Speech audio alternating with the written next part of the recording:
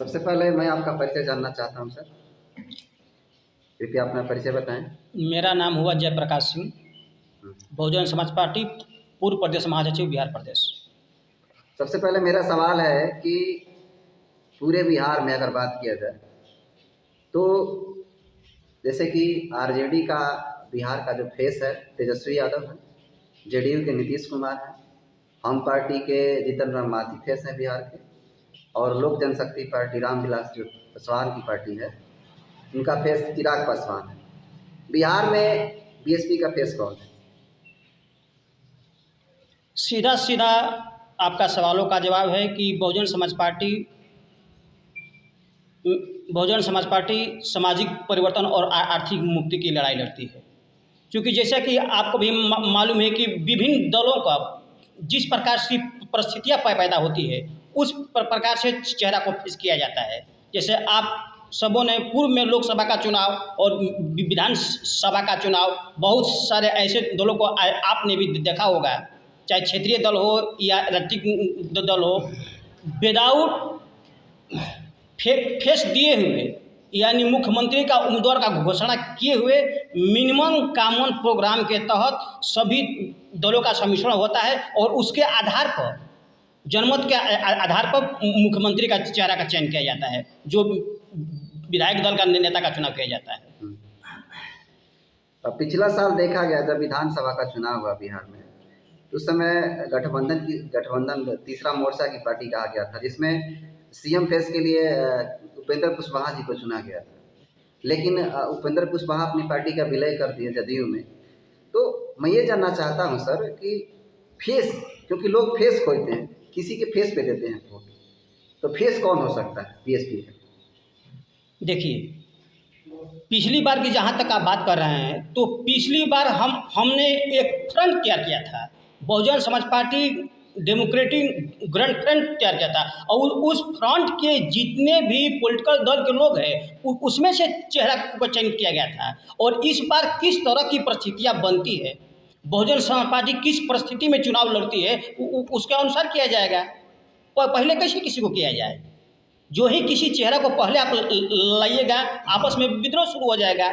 इसलिए विधानसभा स्तर पर जिसका कार्य संतोषजनक मिलेगा, हम लोगों को लगेगा कि इसके मेहनत के बल पर हम लोगों ने सत्ता हासिल करने के नज़दीक पहुंचा है, उन्हीं को संभवतः चेहरा मानना चाहिए बहन जी को। ये निर्णय जो है बहुजन समाज पार्टी का शीर्ष नेतृत्व के ऊपर निर्भर करता है। मेरा अगला सवाल है सर कि सभी अलग अलग पार्टियां, बीजेपी, जेडीयू, आरजेडी या अन्य पार्टियां जो है अपने पार्टियों में युवाओं को काफ़ी क्रेज के साथ शामिल कर रही है। जैसे कि राजद की बात किया जाए, आरजेडी की बात किया जाए, उसमें एक अलग सा जोन माना गया जिसमें युवाओं को एक युवा आरजेडी के माध्यम से उन लोगों को अलग अलग पद दिया जाता है। इस तरह का कार्यक्रम और इस तरह की व्यवस्था बीएसपी में नहीं देखा गया। अर्थात यानी बीएसपी में युवाओं का देख रहे क्रेज है ही नहीं, ज़्यादातर इसमें बुजुर्ग ही पाए जाते हैं, ऐसा क्यों? देखिए, बहुजन समाज पार्टी जो है राष्ट्रीय स्तर की पार्टी है।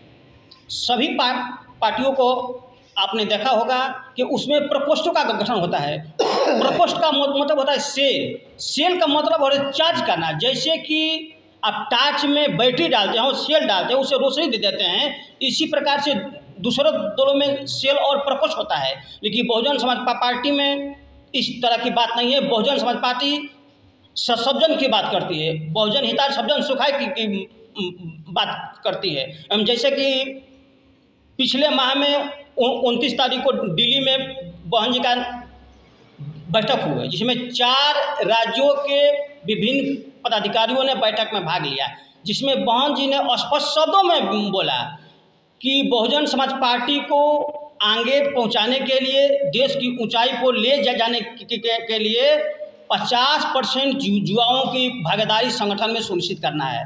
ऐसा कुछ भी नहीं है कि युवाओं को तरजीह नहीं दिया जा रहा है। बहन जी का स्पष्ट निर्देश है कि 50% युवा को प्रमोट करना है। देखिए, अभी तो ये बात आपने बोला, लेकिन अभी आप लोग इतने लोग हैं, आप इसमें कितने प्रतिशत लोग युवा हैं?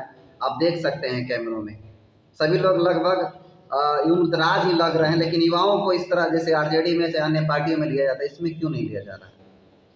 देखिए सर, आरजेडी, जदयू, भाजपा या अन्य दलों में युवा का अलग से प्रकोष्ठ बनाया जाता है, लेकिन हम लोगों में प्रकोष्ठ नहीं है। हम लोग सिर्फ बहुजन समाज पार्टी के पदाधिकारी, कार्यकारिणी के सदस्य हैं।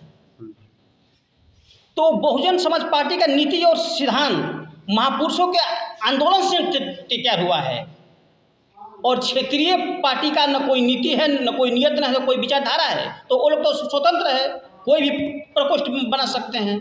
और हम लोगों का जो गाइडलाइन जो है माननीय बहन जी के निर्देश के उपरांत प्राप्त होता है, और जो भी गाइडलाइन होता है उनको हमारा वर्कर जो है, हमारे कार्यकर्ता उसको फॉलो करते हैं।